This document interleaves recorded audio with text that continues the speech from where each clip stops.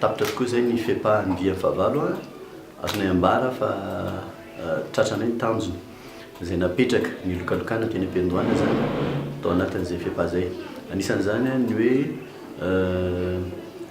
nafana nanatanteraka ny fanokafana tao anatin'ny izay nieritreretana azy ary isaorana manokana ny filohan'ny repoblika izay tonga nanome voninahitra sy nanome ny heviny a nankahery ny mpiompo nandritra n'le fiapaha zay. Ankoatran'izay dia nisy ny fifanakalozana traikefa teo amin'ny mpampiranty samihafa zany a tamin'ny alàna famelabelarana ranadhevitra.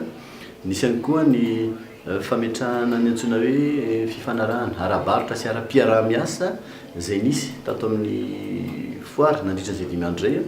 Anisan'izany ratsongaina manokana ny fisian'ny tolotra tinady zay niaona teo amin'ny resaka kogasy sy ny fiarah-miasa zany teo amin'ny MPE sy ny Agrivette ary Sampandrarafa zay ametrahana toerana fanaovana fampiarana ny fifanana eto amintsika.